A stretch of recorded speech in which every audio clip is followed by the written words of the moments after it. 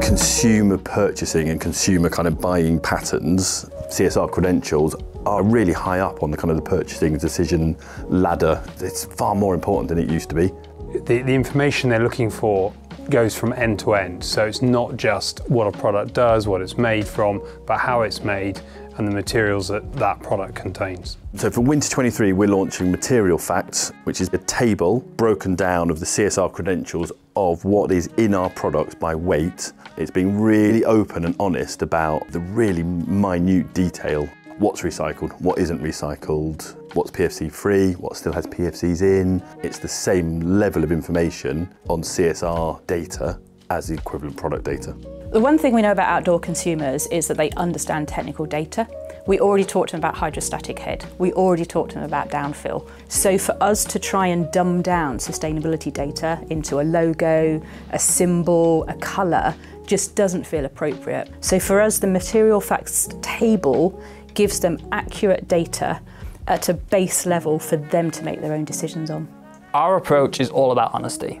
In the past, we would have talked about a product having a fluorocarbon-free DWR, but the zip or the trim might contain fluorocarbons.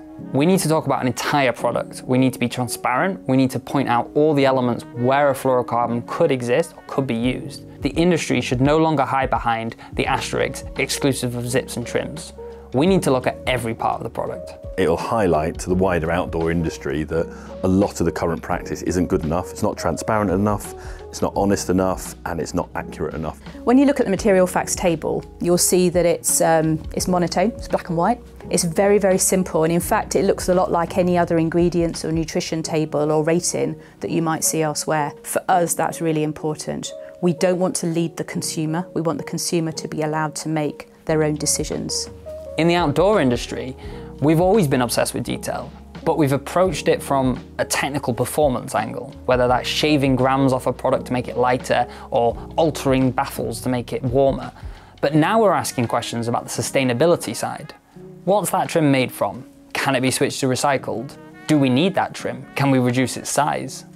How can we make further changes to reduce the environmental impacts of the slightest details in our products? So we know consumers buy products from us because they trust us as a brand. We make highly technical, high-performing products that last a long time. And so when they're now buying products from us, they'll see the Material Facts table. They know they can trust that data, and it will give them that reassurance that we're being open, honest, and transparent about the level of information they want to know about sustainability criteria.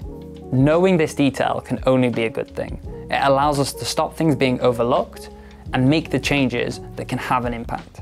What we have on our Material Facts table is the information that we're confident we can share today.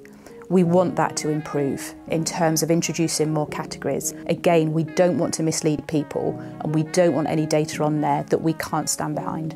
We are on a journey with improving what we do with product and reducing our product's impact on the environment, and they're things that we can add to the Materials Fact table to communicate that in the future.